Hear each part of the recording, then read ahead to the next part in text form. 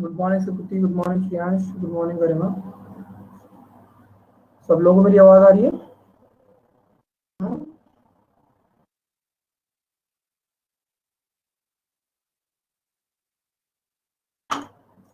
ठीक है, तो गुड न्यूज मिल गई आप लोगों को, नहीं मिल गई? अच्छी खबर मिल गई?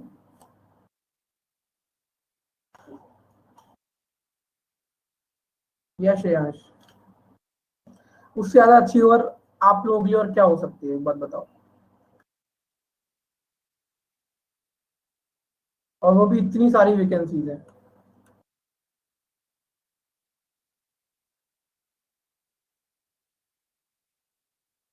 ठीक है, अभी कुछ जोश आया पढ़ने वढ़ने का, वैकेंसी सामने है, कुछ अच्छा लग रहा है, कुछ मोटिवेशन मिल रहा है कि हाँ भाई, जो मेहनत कर रहे हैं इतने दिनों से, कुछ उसको कहीं पर दिखाने का टाइम आ चुका है। सबसे अच्छा टाइम है आप लोगों के लिए। आपका जो सिलेबस है, ऑलमोस्ट जो प्रीलिम्स का पार्ट होता है वो 90% कवर हो चुका है। ठीक है, यहाँ पर श्रेयांश के अलावा मुझे लगता नहीं कोई और इंटरेस्टेड है। किसी को और को, किसी को मोटिवेशन मिला है यहाँ पर। ठीक है, बाकी ठीक है, जिसको भरना है वो भरेगा, नहीं भरना मत भरेगा। ठीक है, तो सब लोग यहाँ पर जितने भी एलिजिबल लोग हैं, ठीक है, मैं आप लोगों को कुछ पॉइंट्स आज बताने वाला हूँ। तैयारी अभी तक जितने घंटे पढ़ते थे, कम से कम अब सुनो, मैं आपको बता दूं, आज 17 मई लास्ट डेट है फॉर्म क्लोज होने की। तो आप ये समझ लो, जून में प्रीलिम्स हो जाएगा आपका, और अगस्त सितंबर में आपका मेंस हो जाएगा। ठीक है, अगर जून में प्रीलिम्स होता है तो आप एक्सपेक्ट कर सकते हो कि आपका अगस्त के लास्ट या सितंबर के पहले वीक में प्रीलिम्स हो जाएगा। तो हम मान के चलते हैं कि सितंबर के फर्स्ट वीक में अगर मेंस होता है,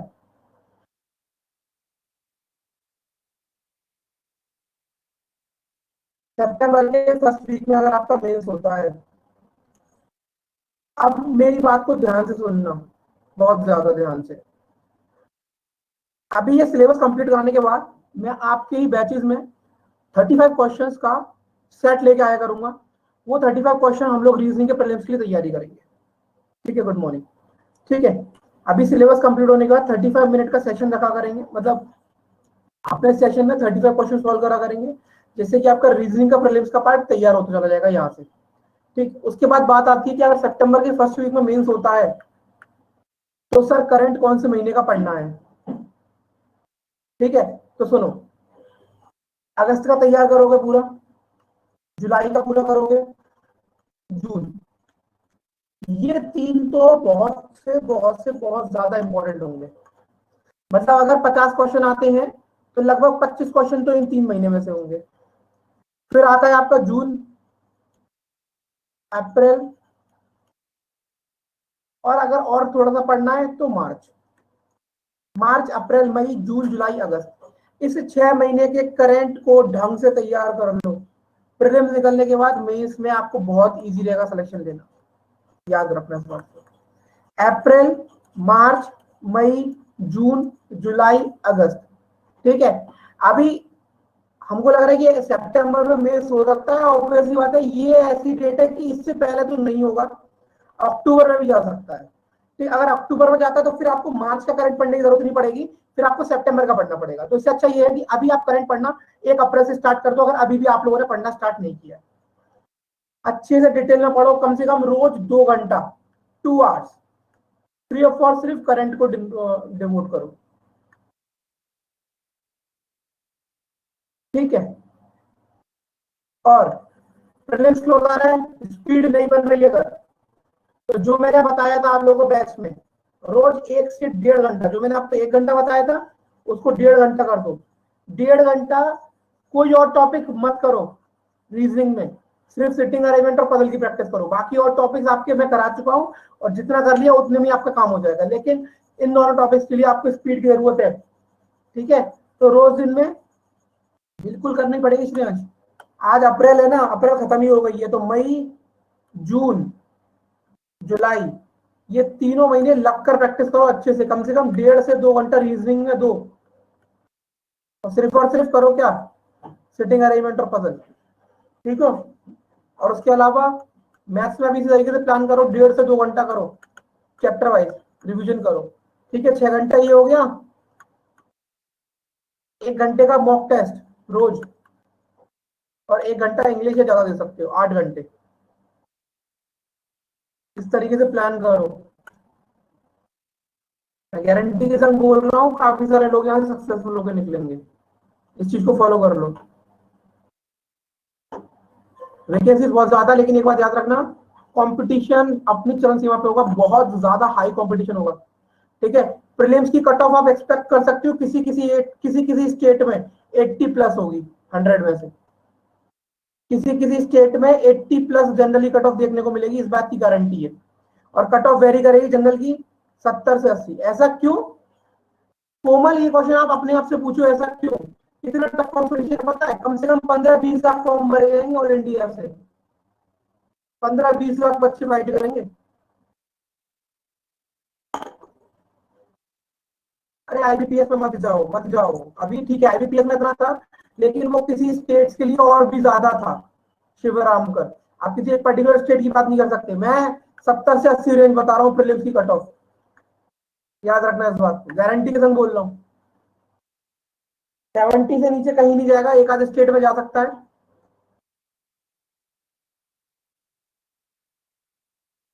कोमल, ये सब चीजें कट ऑफ वगैरह कोई फिक्स नहीं होती है, depends on the competition, depends on the number of seats. Cut off कोई फिक्स नहीं होती। उनको अगर 50,000 बच्चे लेने होंगे मैं इसके लिए, तो वो उसके हिसाब से शॉर्टलिस्ट करेंगे। इन सबकी कट ऑफ कोई फिक्स नहीं होती है। आप में से कितने लोग एलिजिबल है इस बार फॉर्म भरने वाले हो? आप लोग कितने लोग फॉर्म भरोगे इस बार?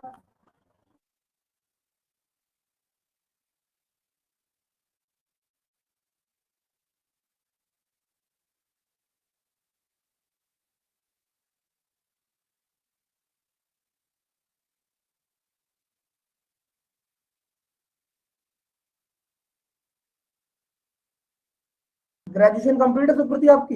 एज से कुछ नहीं होता वहां पे, शायद से नहीं भर पाओगे, क्योंकि 21 से 30 होती है क्लर्क की एज। आप भी नहीं भर पाओगे, नहीं तो फिर आप मना कर रहे हो तो खुद ही। सर ग्रेजुएशन तो लास्ट ईयर है। नहीं भर पाओगे, 21 होती है। ठीक है तरफ से नॉट एलिजिबल। ठीक है सर, मैं अभी फाइनल सेमेस्टर एग्जाम। आपकी एज क्या थी? नहीं भर पाओगे, नहीं तो आप। कोमल, आप भी नहीं भर पाओगे। देव, एज क्या है? Age has to be more than 21। Depend करता है फॉर्म में, एक बार देख लेना, शायद से हो भी सकते हो, नहीं भी हो सकते। एक बार जब आप भरोगे सर, सर सिर्फ 70 वैकेंसी, 4,915 है। 4,915। कट ऑफ बता रहा हूँ 75 से 80 की रेंज में रहेगी प्रीलिम्स की। मेंस की कट ऑफ की टेंशन मत लेना, वो ज्यादा नहीं जाने वाली पहले, लेकिन ये करना पड़ेगा, सबसे ज्यादा कंपटीशन इसमें होगा तगड़ा।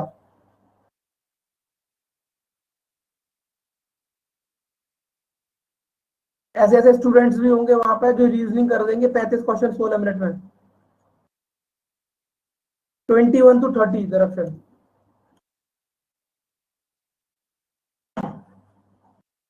21 to 30।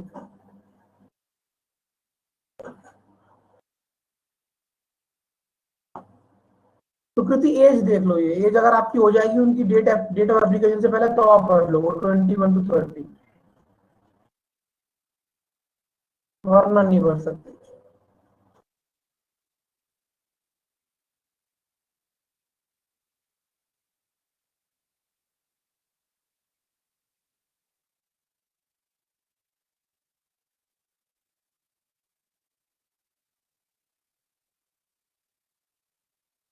ठीक है, तो भाई इतने खराब समय, इतनी नेगेटिव एनवायरनमेंट में पॉजिटिव न्यूज आई है, जो लोग एलिजिबल है, ठीक है, तो मैं बोलूंगा कि कुछ भी मत करो इस समय, बस सब कुछ छोड़ के पढ़ाई में लग जाओ। सब कुछ छोड़ के पढ़ाई में लग जाओ। वैसे भी कुछ करने के लिए कुछ लायक बचा ही नहीं है इस समय बाहर। ठीक है, तो इस समय सिर्फ आपके पास पढ़ाई है, आपके पास बहुत टाइम है। इसको डिवोट कर दो 4 महीने, अपने 4 महीने अच्छे से दे दो। एसबीआई क्लर्क की सैलरी अच्छी होती है, कोई कम नहीं होती है, 35 से 40,000 के बीच में होती है। ठीक है, और एसबीआई क्लर्क बन जाओगे तो फिर आपके पास चांस भी है कि आप या तो ऑब्वियसली बात है, इंटरनल प्रमोशन से भी आप पीओ बन सकते हो 4-5 साल में, लेकिन आपके पास एक गवर्नमेंट जॉब होगी, और आज के टाइम में गवर्नमेंट जॉब से बड़ी कोई जॉब नहीं होती, याद रखना इस बात को। समझ आ रहा भाई? जो लोग एलिजिबल हैं, हाँ जो लोग एलिजिबल हैं,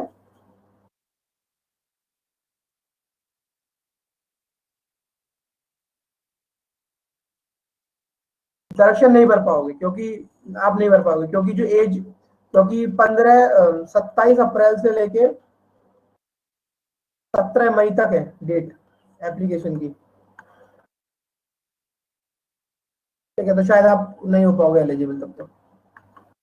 ठीक है, चलो अब मुझे ये बताओ, आप लोगों को इनइक्वालिटी जो टॉपिक है बिल्कुल बेसिक से पढ़ना है या फिर क्वेश्चन की प्रैक्टिस के साथ करना है? इनइक्वालिटी जो टॉपिक है सब लोग बताओ मुझे, बिल्कुल बेसिक से पढ़ना है या फिर आपको क्वेश्चन की प्रैक्टिस करनी है? सब लोग बताओ मुझे। ठीक है, ठीक है, यहाँ पर आस्था को, देव को, गरिमा को, नीतू को बेसिक से पढ़ना है। ठीक है, बेसिक कराने में 15 मिनट लगेंगे, उससे ज्यादा टाइम नहीं लगेगा। ठीक है,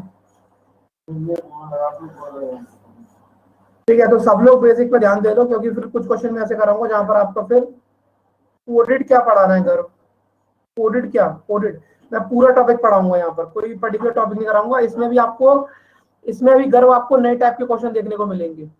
ठीक है, इसमें भी आपको मैं नए टाइप के क्वेश्चन कराऊंगा जहां पर आप फंस जाओगे, देखना, इसलिए थोड़ा सा ध्यान से करना चीजें।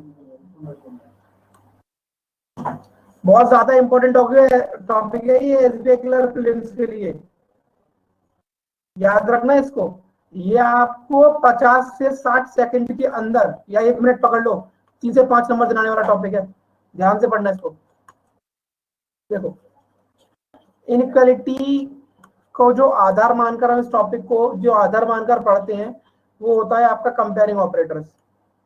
कंपेयरिंग ऑपरेटर्स, कंपेयरिंग ऑपरेटर्स आपके कौन से होते हैं? 3 बेसिक टाइप के कंपेयरिंग ऑपरेटर्स होते हैं आपके पास, greater than, less than, equal to. उसके बाद बाकी के जो आते हैं वो कॉम्बिनेशन होते हैं, पहले और दूसरे का कॉम्बिनेशन होता है ग्रेटर देन, लेस देन, दूसरे और तीसरे कॉम्बिनेशन होता है लेस देन, इक्वल टू, और पहले और तीसरे कॉम्बिनेशन होता है ग्रेटर देन, इक्वल टू। इसको आप इस तरीके से लिख सकते हो, लेस देन, इक्वल टू। ठीक, अब ये अपने आप में रिलेशनशिप कैसे रखती है तो उसको देखेंगे, उसको समझेंगे पहले बेसिक के साथ। अगर मैंने बोला A is greater than B, B is greater than equal to C, तो अगर मैं आपसे पूछता हूँ कि ए और सी के बीच में क्या रिलेशनशिप होना चाहिए, तो इस बात को यहाँ पर ध्यान से सुनना, इन तीनों में से क्या रिलेशनशिप होगा अगर ये आपका स्टेटमेंट है और ये आपके कंक्लूजन है।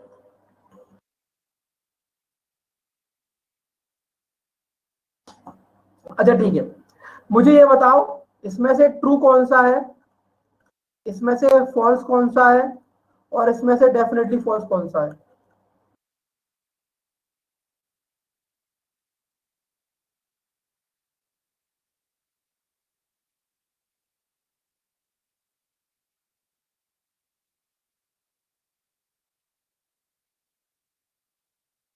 मुझे तीनों तरह के वेरिएबल, तीनों तरह के आउटपुट बताओ। संदीप, डेफिनेटली ट्रू और ट्रू में कोई फर्क नहीं होता। ठीक है, याद रखना इस बात को। Okay,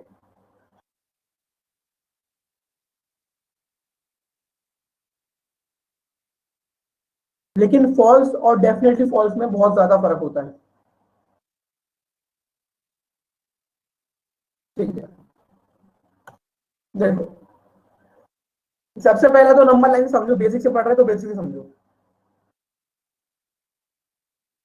A is greater than B, यहां पर बी और सी के बीच में दो रिलेशनशिप है, या तो बी सी से बड़ा है या तो बी सी के बराबर है। पहले इसको कंसीडर करता हूं तो बी ग्रेटर देन सी, तो सी यहां आ जाएगा।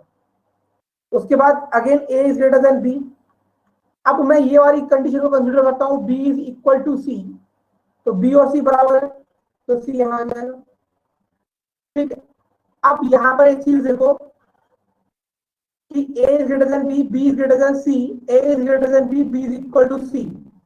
इन दोनों नंबर लाइंस में अगर मुझे ये वाला पर्टिकुलर रिजल्टेंट चेक करना है, अगर मुझे कोई भी रिजल्टेंट मेरा, अगर किसी भी कंक्लूजन को मैं ट्रू बोलता हूं, तो द पॉइंट इज कि दोनों ही नंबर लाइन से वो चीज ट्रू होनी चाहिए। तो अगर मैं बात करता हूं कि A is greater then C, तो I can see that from this particular number line and from this particular number line. तो ये जो रिजल्ट है पहला वाला, ये आपका क्या है, ट्रू है। अगर मैं दूसरे की बात करता हूं, अगर किसी भी पर्टिकुलर नंबर लाइन से या किसी भी पर्टिकुलर इक्वेशन से अगर दो वेरिएबल्स के बीच में एक डेफिनेट रिजल्ट निकलता है, तो और जो बाकी के रिजल्ट होंगे, ये आपका देखो, ये डेफिनेटली फॉल्स होगा और ये भी डेफिनेटली फॉल्स होगा। ये फॉल्स नहीं होंगे, ये डेफिनेटली फॉल्स होंगे। क्योंकि अगेन वही चीज आ जाती है कि फॉल्स चीजें तब होती हैं जब दो वेरिएबल्स के बीच में रिलेशनशिप एस्टैब्लिश नहीं होता। यहाँ पर क्लियरली मालूम पड़ रहा है कि ये नहीं हो सकता, इसलिए ये डेफिनेटली फॉल्स है। समझ आया ये पार्ट? अरे एक बार फिर से डेफिनेटली फॉल्स और फॉल्स का डिफरेंस। ये यहाँ पर देखो, अगर मैं यहाँ पर बनाता हूं A is greater than B, B is greater than equal to C and C is less than D।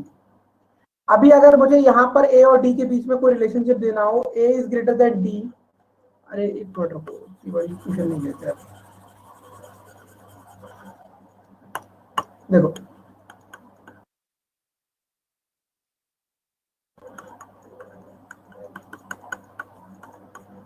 ठीक है। अब आप इस वाले को नंबर लाइन को ट्रेस करो, तो जब आप नंबर लाइन पे ट्रेस करोगे तो यहाँ पर एक नहीं तीन केसेस बनेंगे, क्योंकि ए तो बी से बड़ा है तीनों केसेस में, ठीक है। अब यहाँ पर एक चीज देखो, C is greater then B है ना, तो अगर ए बी से बड़ा है वो तो हमने लिख दिया। अब यहाँ पर क्या लिखा हुआ है कि जो सी है वो भी आपका बी से बड़ा है, बट सी और ए के बीच में क्या रिलेशनशिप है, नहीं है कोई। मुझे अगर सी को बी से बड़ा रखना है तो मैं सी को यहाँ भी रख सकता हूँ, मैं सी को यहाँ भी रख सकता हूँ, और मैं सी को ए के इक्वल भी रख सकता हूँ। समझ आया? समझ आया ये पॉइंट? सुकृति, ये पॉइंट समझ आया? अब यहाँ पर देखो, अगर आप किसी भी चीज को ट्रू बोलते हो, ए ग्रेटर देन सी है, तो अगर आप ये देखोगे कि तो पहली वाली नंबर लाइन है, इससे तो ए ग्रेटर देन सी है, लेकिन ना तो इससे है ना तो इससे है। मतलब एक से तो ट्रू हो रहा है लेकिन बाकी से ट्रू नहीं हो रहा। मतलब क्या है, यहां पर ए और सी के बीच में कोई रिलेशनशिप बन पा रहा है क्या? एक से तो बन पा रहा है, बाकी से नहीं बन पा रहा। मतलब एक से ट्रू बोल रहा हूं और बाकी से डेफिनेटली फॉल्स बोल रहा हूं, तो ऐसा जो रिजल्टेंट होगा वो क्या होगा, फॉल्स होगा। समझ आया आपको कृति?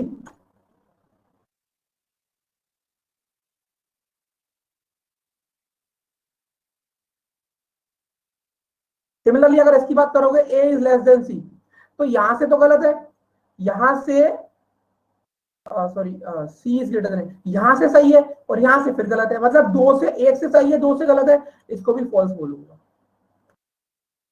देखो, जब भी दो वेरिएबल्स के बीच में आप रिलेशनशिप स्टैब्लिश नहीं कर पाते तब उसे फॉल्स बोलते हो, ठीक है। और वो रिलेशनशिप आप कब स्टैब्लिश नहीं कर पाते, वो बात सुनो, जब दो वेरिएबल्स के बीच में अपोजिट फेस करने वाले सिंबल आ जाते हैं, जब दो वेरिएबल्स के बीच में अपोजिट फेस करने वाले सिंबल आ जाते हैं, तब उनके बीच में कोई रिलेशनशिप नहीं बनता। और जब उनके बीच में कोई रिलेशनशिप नहीं बनता तो उस पर्टिकुलर चीज को हम लोग क्या बोलते हैं, उनके बीच में अगर कोई रिजल्ट, अगर कंक्लूजन में कोई रिजल्टेंट बनाकर दे रहा है तो उसको हम लोग क्या बोलते हैं, फॉल्स बोलते हैं। समझ आया?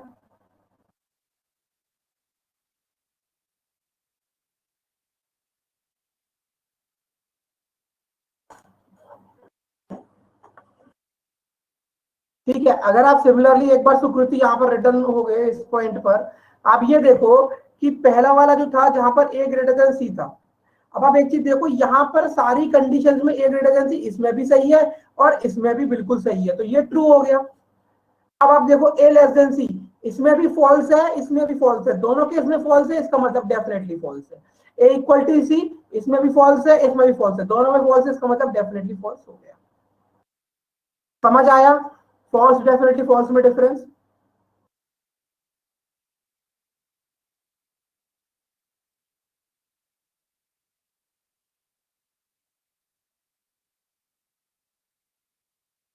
क्लियर हुआ आस्था? नीतू,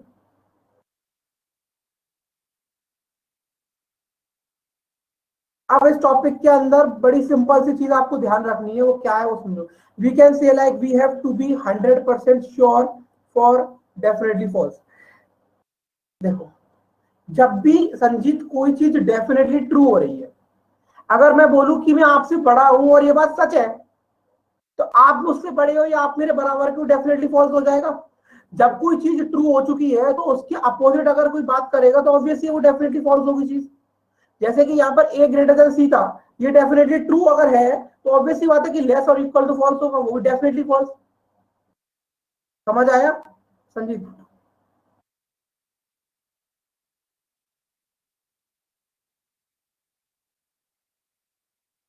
अब थ्रू आउट द टॉपिक बड़ी एक सिंपल सी चीज याद रखनी है, और वो ये है, सिर्फ ये ऑब्वियसली चीज बात है कि यहाँ पर कुछ चीजों का ध्यान रखना। अगर ये तीन सिंबल्स आपको साथ में मिलते हैं तो रिजल्टेंट क्या होगा? ये दोनों सिंबल्स अगर साथ में मिलते हैं तो रिजल्टेंट क्या होगा? ये दोनों सिंबल्स अगर साथ में मिलते हैं तो रिजल्टेंट क्या होगा? और ये दोनों सिंबल्स अगर साथ में मिलते हैं तो रिजल्टेंट क्या होगा? एक सिंपल सी बात याद रखना कि सबसे पहली प्रायोरिटी जाती है ग्रेटर को, नंबर 1, इसको जाती है दूसरी प्रायोरिटी नंबर 2, और अगर कोई नहीं होता तो तीसरे नंबर पे ये आ जाता है। जितनी भी चीज इसके लिए एप्लीकेबल है वो सारी की सारी चीजें लेस देन के लिए एप्लीकेबल है। ये नंबर 1, ये नंबर 2, ये नंबर 3। प्रायोरिटी के हिसाब से अगर तीनों साथ में है तो प्रायोरिटी के अकॉर्डिंग ये नंबर 1 पे है तो रिजल्टेंट होगा ये। प्रायोरिटी के हिसाब से ये नंबर 1 पे है तो रिजल्टेंट होगा ये। प्रायोरिटी के हिसाब से ये नंबर 1 पे है तो रिजल्टेंट होगा ये। प्रायोरिटी के हिसाब से ये नंबर 2 पे था और ये थर्ड वाला है तो रिजल्टेंट होगा ग्रेटर देन इक्वल। समझ आई इतनी सी बात?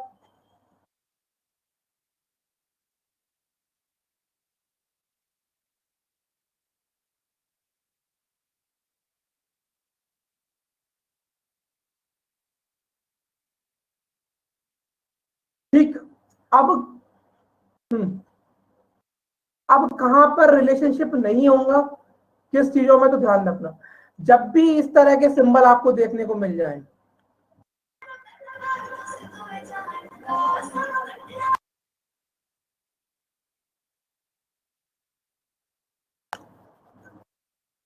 ठीक है, जब भी कभी ऐसा होगा तो यहां पर क्या आएगा? No result.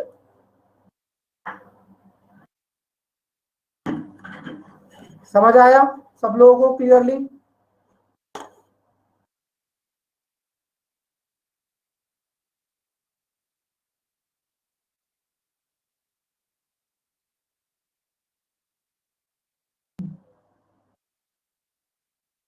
बेसिक क्लियर है सबको? अच्छे समझ में आया? फॉल्स डेफिनेटली फॉल्स का फर्क समझ में आया?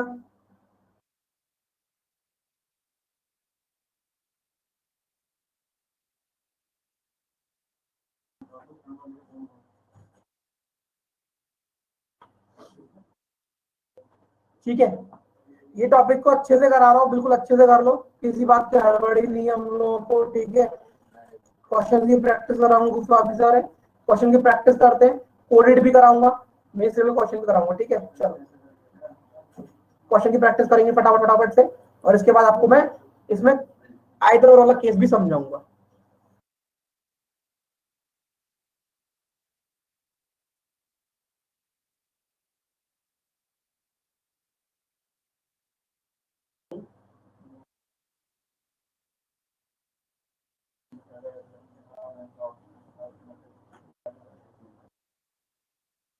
एफ ग्रेटर देन सी, तो आप ये देखोगे कि एफ और सी के बीच में अगर आप जाते हो तो आपको अपोजिट फेस करने वाले सिंबल देखने को मिल जाते हैं, तो इनके बीच में कोई रिलेशनशिप नहीं बनेगा, यानी कि ये फॉल्स है।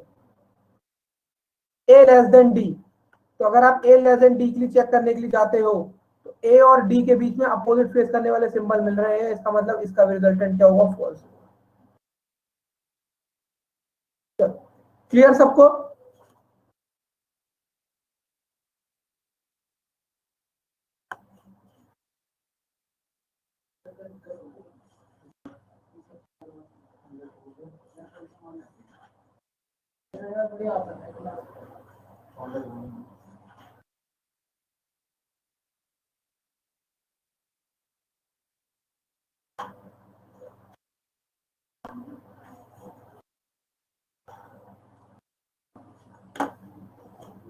क्वेश्चन नंबर 2 देखो,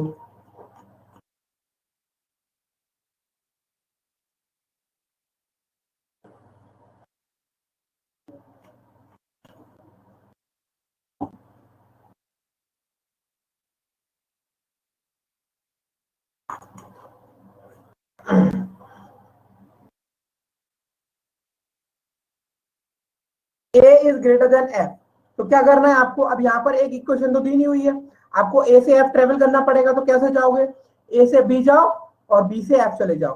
तो देखोगे A is less than B and B is greater than F. तो ए और एफ के बीच में अपोजिट फेस करने वाले सिंबल आ गए, आंसर क्या होगा, false. Second, B greater than E. तो बी से एक ई कैसे जाओगे, पहले आप चले जाओगे, कैसे जाओगे देखो, बी से या तो आप जाओगे, नहीं एच नहीं जाओगे, बी से जाओगे एफ, उसके बाद एफ से जाओगे आप कहा, बी से ई जाना है, तो ई से ए। सर फर्स्ट में से जा सकते हैं ना, बी से ए और ए से ई। हाँ वही वाला करेंगे, बी से ए चले जाओगे, फिर ए से ई, और फिर हाँ वही ठीक है आपके लिए, बी इज ग्रेटर देन ए, उसके बाद ए इज ग्रेटर देन ई। तो यहाँ पर क्या हो गया, बी इज ग्रेटर देन ई आपका सही हो जाएगा, क्योंकि दोनों जगह ग्रेटर सिंबल आ रहा है। तो ये वाला आपका क्या हो जाएगा, डेफिनेटली ट्रू या ट्रू। तो only conclusion second is follow. चले आगे,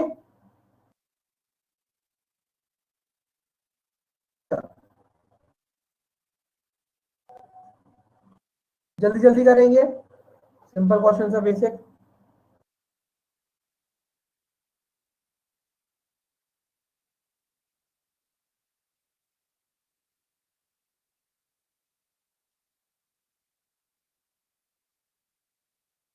बोथ ट्रू है यहाँ पे।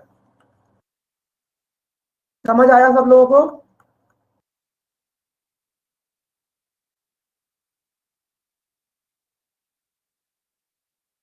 आगे चला है, सर क्यू से आर समझा दो एक बार ही। देखो क्यू से और आर कैसे आर, जाओगे, देखो अच्छा क्यू से ठीक आर है, नहीं कैसे, मैंने उल्टा सोच लिया सर, ठीक है ठीक है, मैंने उल्टा सोचा। इन क्वेश्चन होगा ना 15 सेकंड में करने की कोशिश करो। चलो टाइम स्टार्ट नाउ।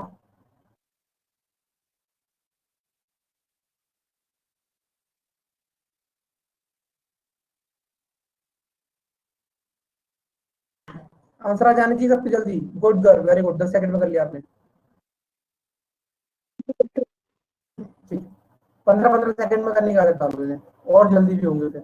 सेकंड सही है, दूसरा गलत है। समझ आया सब लोगों को? Second,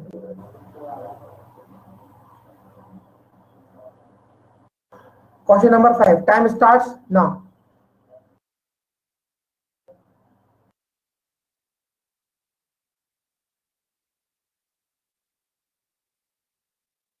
quick quick quick quick quick, come on guys, come on, pick up.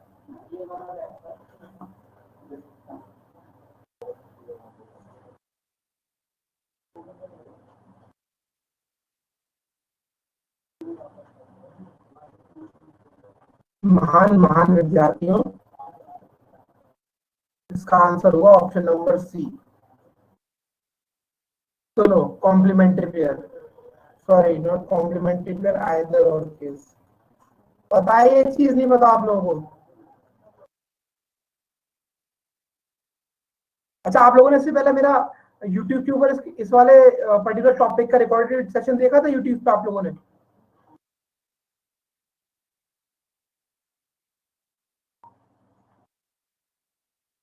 और किसी ने देखा था?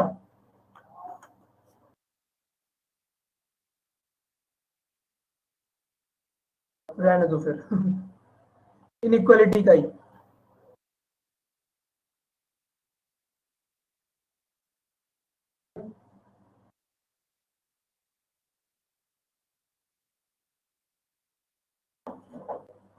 ठीक है चलो, देखो यहाँ पर अभी क्या सीन है, आई और डी के बीच में रिलेशनशिप अगर लेने जाओगे, सॉरी ये वाला था ना, कौन सा था? ये वाला क्वेश्चन लेना।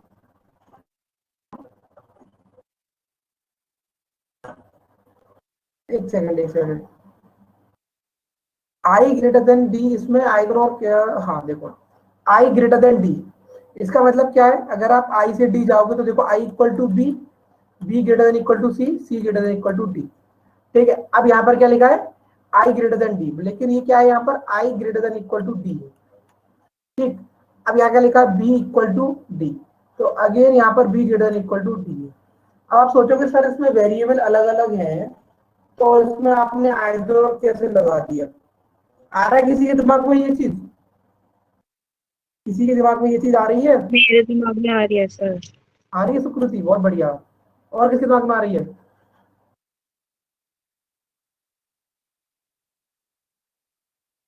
और किसके दिमाग में आ रही है, बताओ।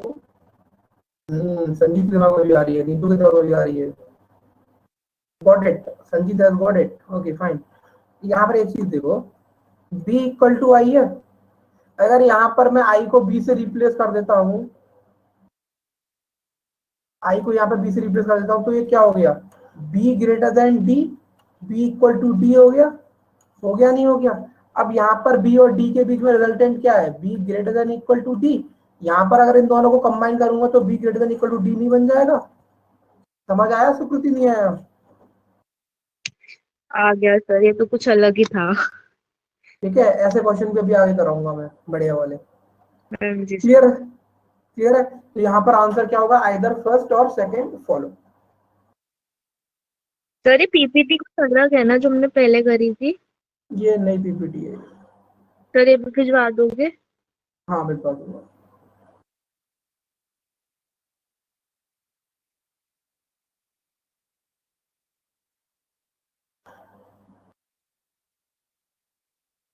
चलो ये वाला क्वेश्चन देखो, तो टाइम स्टार्ट्स नाउ।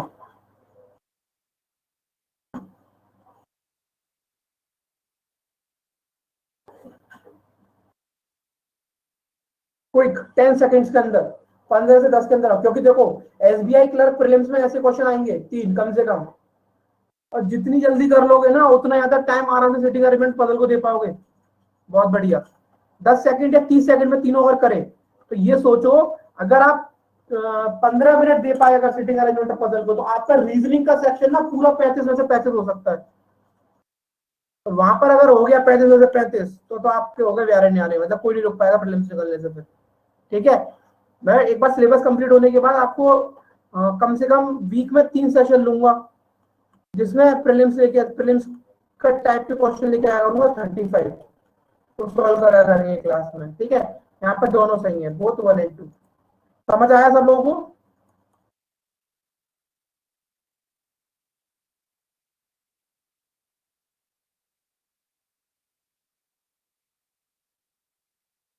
चलो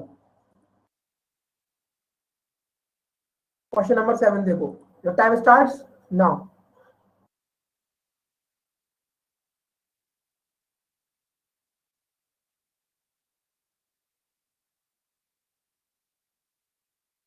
ऑप्शन लिख के भेजो बस, very good Shiv, very good Aastha. Time up हो चुका है, time up time up time up. Answer है आपका ऑप्शन नंबर सी, आइदर 1 और 2। समझ आया सुकृति अभी?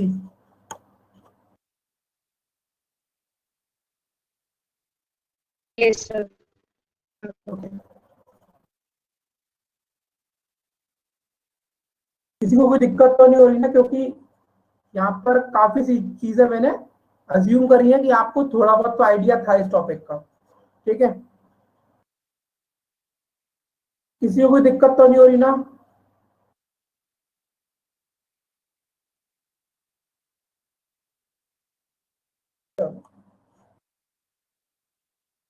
Question number 8, your time starts now.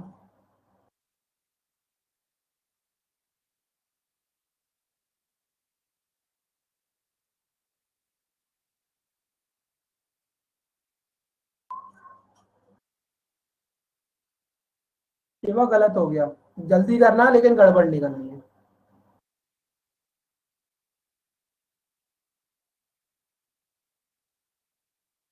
Shiva Ramkar गलत हो गया बच्चे।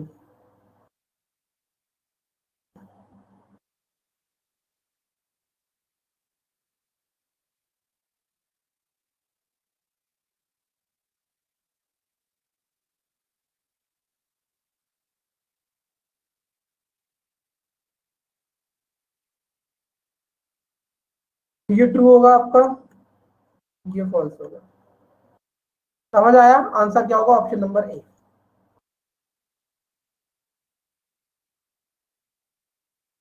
समझ आया सभी लोगों को?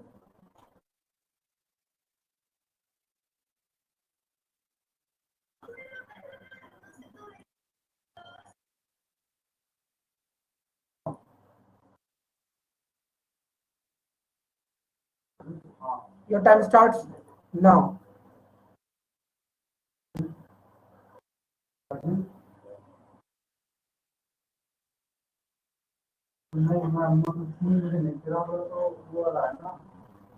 Gold shelf.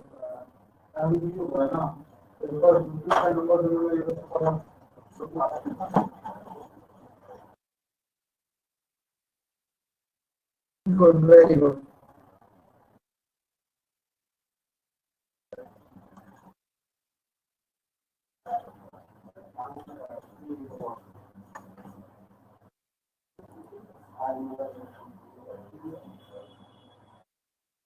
क्लियर है ना श्रेयांश?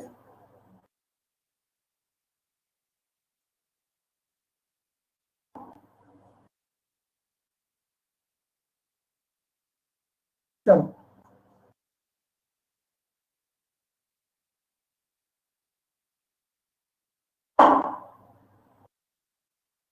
Very good Shiv.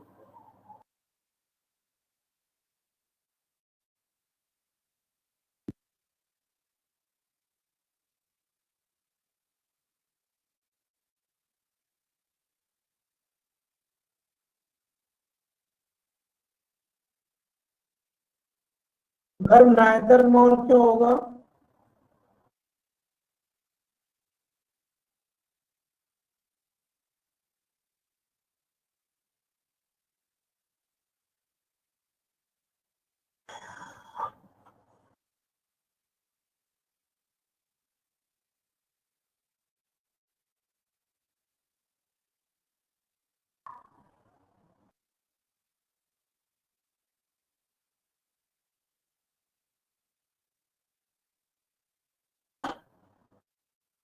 हाँ भी कर। ओ से यू नहीं जा सकते ना? ओ से यू क्यों नहीं जा सकते भाई? क्यों नहीं जा सकते? यहाँ पर देखो ना इस चीज को, जा तो पा रहे हैं। ओ और यू के बीच में रिजल्टेंट होगा ये, U is greater than equal to O. इसको देखोगे ये यू ग्रेटर देन कह रहा है, और ये यू ओ इक्वल ग्रेटर मतलब बराबर करोगे अगर इसको तो क्या बनेगा? रिजल्टेंट ये तो बनेगा। फायदा नहीं लगेगा इसके बीच में? क्यों कर? बताओ।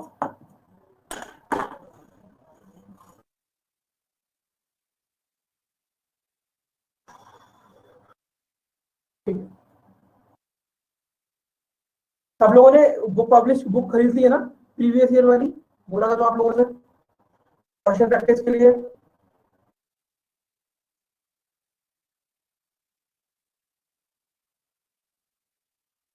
ठीक है, तो अभी फिलहाल ना सिर्फ और सिर्फ प्रीलिम्स वाले पार्ट पे फोकस करना।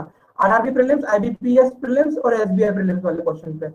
और सॉरी, प्रीलिम्स वो भी क्लर्क वाले पे, क्लर्क वाले पे। ठीक है, पीओ के बाद में लगा लेना। फिलहाल अभी क्लर्क आ रहा है तो उसके लिए ध्यान दो अभी थोड़ा सा। चलो, your time starts now.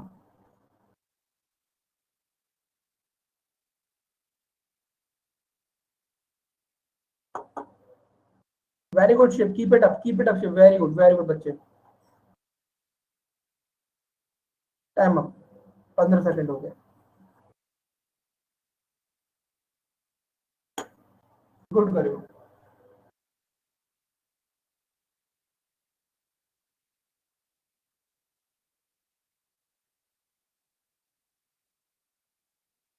Good good, very good, very good, very good, very good.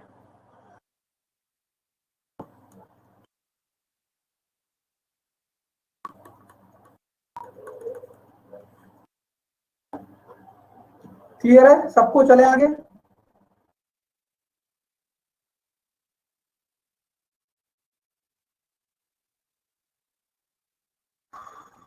Time starts now.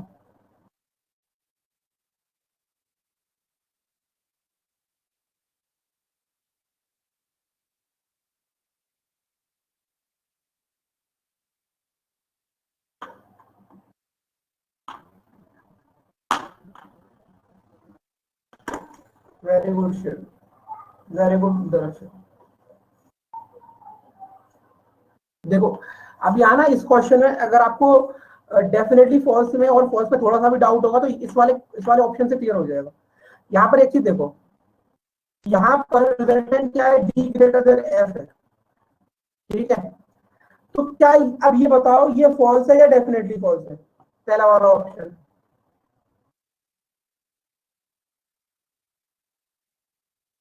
पहला वाला ऑप्शन फॉल्स है या डेफिनेटली फॉल्स है?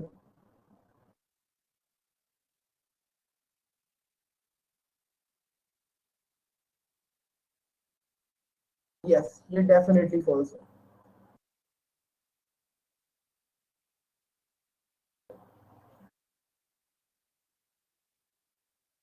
ये वाला ऑप्शन, ऑप्शन नंबर 2,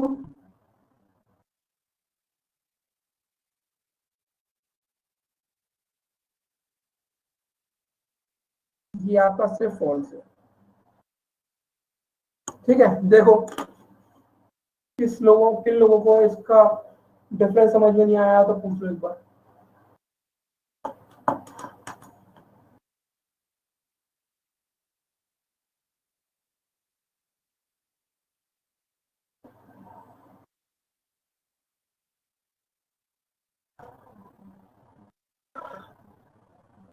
कोई है ऐसा इसको डिफरेंस समझ में नहीं आया फिर?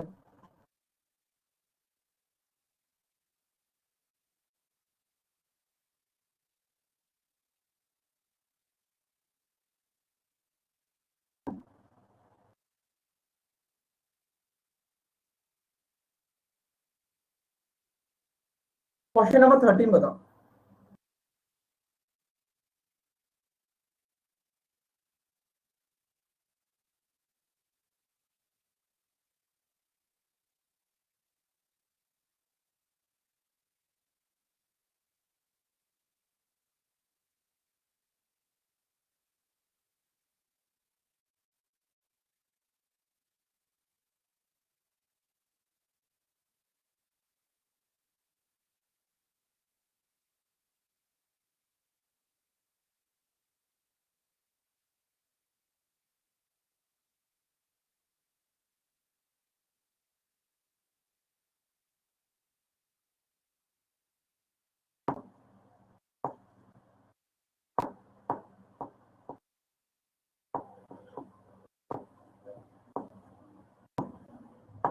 गरिमा और दर्शन, आप में से कौन अनम्यूट कर सकता है अपने आप को? Yes sir. दर्शन एक्सप्लेन करोगे एक बार आइदर और क्या आंसर दिया एक बार प्लीज? वन इज हो सकता है, लेस भी हो सकता है, इसलिए। बट यहाँ पे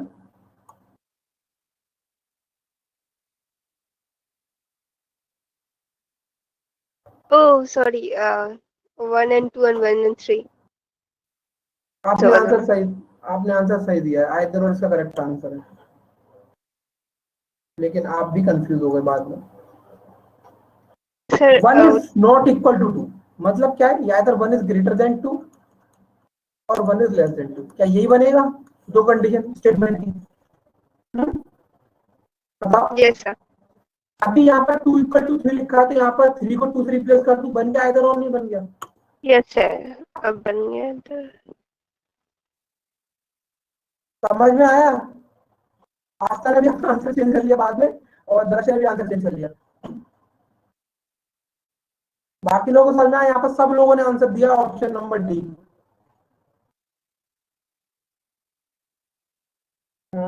अरे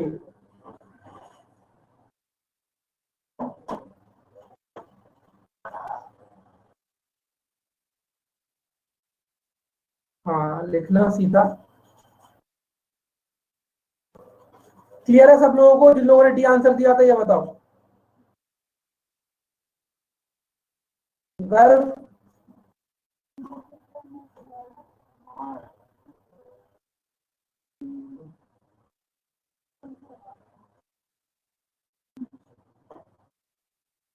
क्वेश्चन नंबर 14 देखो।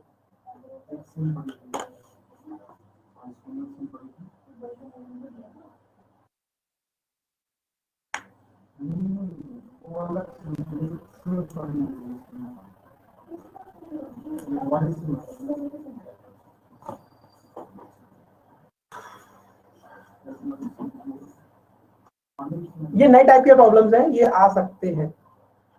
संजीत आपको पता है ना किसी भी चीज को ट्रू बोलने से पहले कि हर तरीके से कंडीशन सेटिस्फाई करना चाहिए।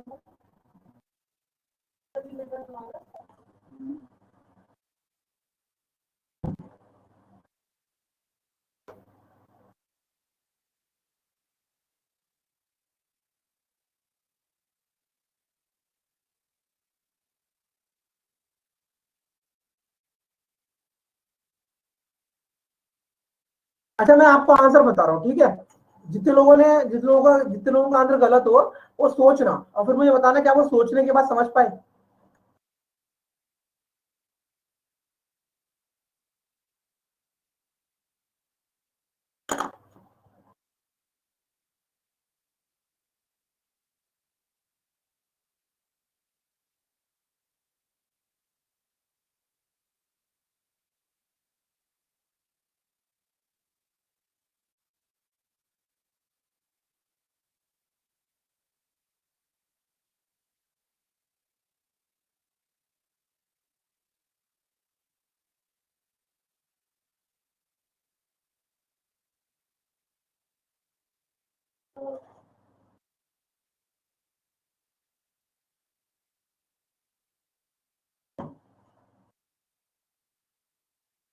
समझ में आया सब लोगों को? Do I need to explain? जरूरत है मैंने एक्सप्लेनेशन की क्या?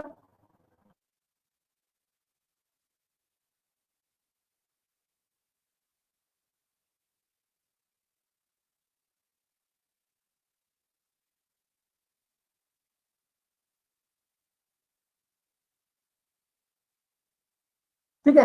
अच्छा मुझे एक बात बताओ, अगर समझ गए तो इसमें से ये बताओ, अगर दोनों फॉल्स हैं तो फॉल्स कौन सा है और डेफिनेटली फॉल्स कौन सा है?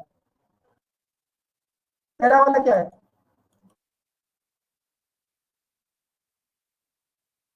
फॉल्स है पहला वाला, पहला सेकंड वाला। डेफिनेटली फॉल्स है। Very good, very good, very good, very good, very good Darshan. देखो, one can be greater than two, may be may not be. One two is greater than equal to one, तो equal to के लिए तो उन्होंने साफ साफ मना किया है ना, नॉट इक्वल, तो ये कंडीशन कभी नहीं हो सकती in any situation, but this is a possibility. समझ आया सब लोगों को? चलो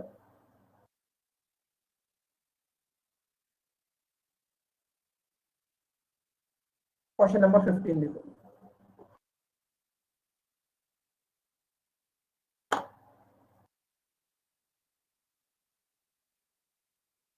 इस टाइप के प्रॉब्लम्स प्रीलिम्स में नहीं पूछे गए हैं, but they may be asked. Okay,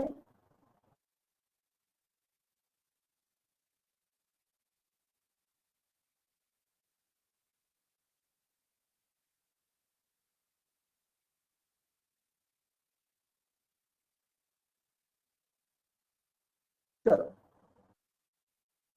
either और, इतने होशियार बच्चे हो।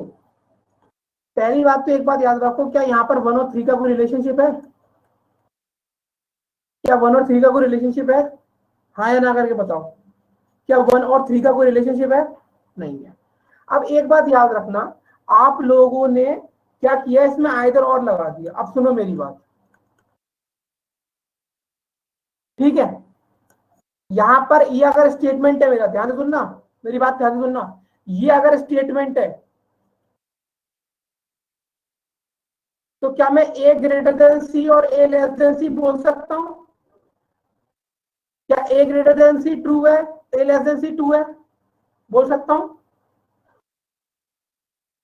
तो क्या, अगर ये दोनों क्या है, ट्रू है या दोनों फॉल्स है? दोनों ट्रू है या दोनों फॉल्स है?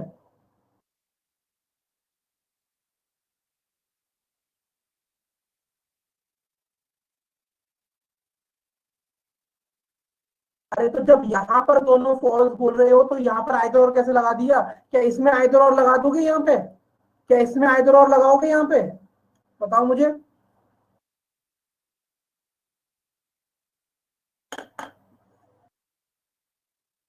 अब सुनो मेरी बात। दो कंडीशन में आइदर और होता है। पहली कंडीशन में आपको बता चुका। दूसरी कंडीशन में आइदर और कैसे होता है, कब होता है, क्यों होता है, सुनो यहाँ पे।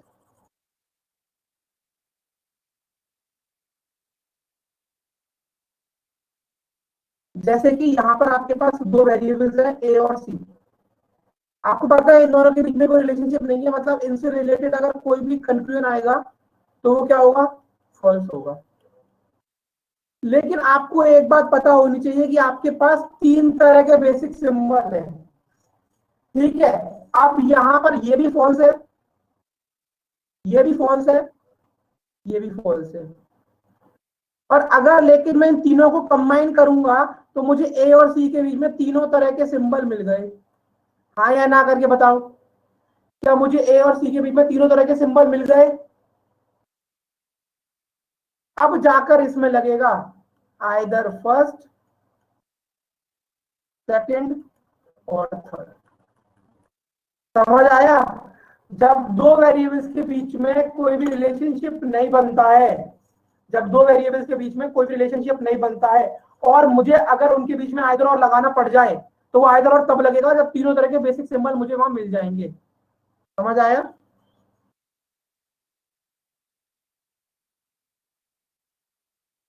समझ आया बच्चों, नहीं आया? सिर्फ दो होता लेस देन ग्रेटर देन, तो भी आइदर और लग जाता। नहीं लगेगा। कैसे लग जाएगा? अगर मैं बोलूं कि किसी भी दो लोगों के बीच में एज में क्या रिलेशनशिप है, तो मैं बोलूं बड़ा या छोटा है, तो उसमें आइदर और लगा दूंगा। बराबर वाला रिलेशनशिप भी तो हो सकता है, उसकी तो बात ही नहीं करी। क्योंकि तीन बेसिक सिंबल होते हैं ना, greater than, less than, equal to. जब दो के बीच में कोई रिलेशनशिप नहीं है तो आइदर और तब लगेगा जब तीनों तरह के सिंबल आ जाएंगे।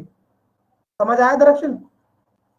सर मतलब अगर इसमें थर्ड ऑप्शन एक और डाल देते कि 1 = 3, तब आइदर और वाला लग जाता। हाँ, तब लगता है आइदर और। समझ आया डायरेक्शन?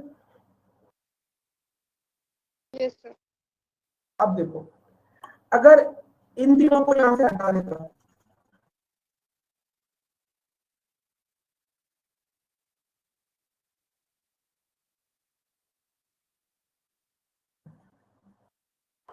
और यहां पर मेरे कंक्लूजन लिखता दो,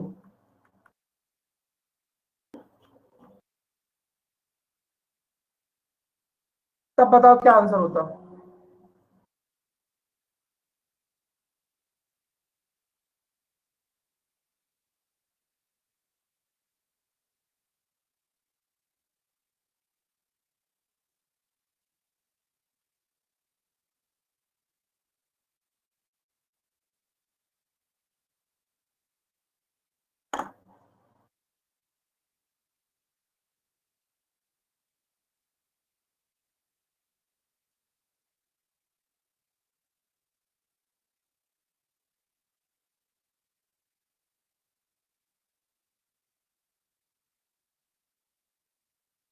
बाकी लोग आंसर करो बच्चों। एक्टिवेट मोड पे रहो थोड़े से। एग्जाम की डेट आ गई, अब तो थोड़ा सा मोटिवेशन मिलना चाहिए ना। एग्जैक्टली यहाँ पर दरअक्षण, संजीव, सुकृति। देखो, यहाँ पर तीनों तरह के सिंबल आ चुके हैं ना, क्योंकि पहला वाला जो कंक्लूजन है, ऑल साइन अवेलेबल है, इसमें आपका ग्रेटर भी है, इक्वल भी है, और लास्ट वाले में लेस देन है। यानी कि तीनों तरह के सिंबल आ गए। इसका मतलब इसमें क्या लग जाएगा? आइदर और लग जाएगा। क्या ये वाली बात सब लोगों को हजम हुई, समझ में आई? शिवरामकर, प्रप्ति, नीतू, कोमल, गरिमा, लगता है सो गए हो आप सब लोग।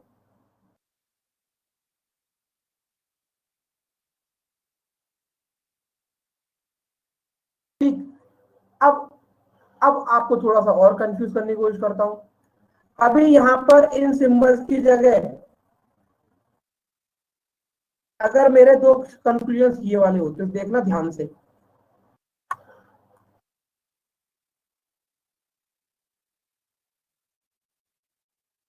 अब बताओ मुझे।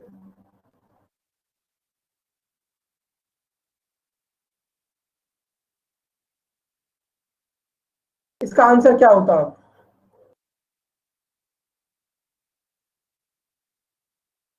बहुत बढ़िया संजीत, बहुत बढ़िया।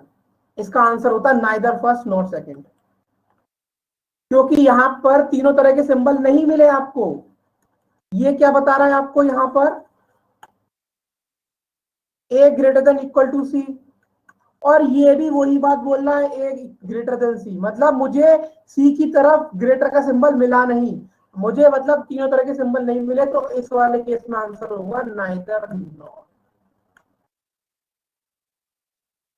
सब लोगों को क्लियर है यहाँ तक? सारा सिनारियो जो भी डिस्कस किया था, ये अलग टाइप का प्रॉब्लम है 16, 17, 18, इसको हम लोग कोडेड डिस्कस करने के बाद करेंगे। समझ आया यहाँ तक सब लोगों को?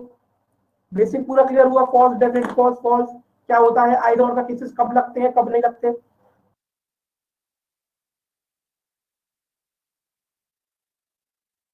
क्लियर है सबको? फटाफट से फटाफट बता दो बेटा, फिर क्लास एंड करनी है क्योंकि टाइम ऑलरेडी हो चुका है।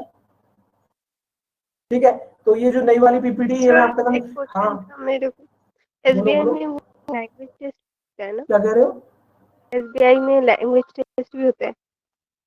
एसबीआई क्लर्क में नहीं, लैंग्वेज टेस्ट ऐसे तो कुछ नहीं होता। बेसिकली होगा क्या, जब आपका फाइनल सिलेक्शन हो जाएगा ना, तो जब आप वहां पर अपने डॉक्यूमेंट वेरिफिकेशन कराने जाओगे, तो ना आपसे एक आध चीज बोल देंगे।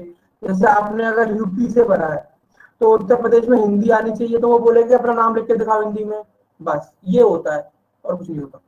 2 4 5 लिखवा ओके। रहेंगे हिंदी में बस, बीबी के टाइम पर। ठीक है, चलो बाय बाय, मिलते हैं नेक्स्ट क्लास में। ठीक है, चलिए।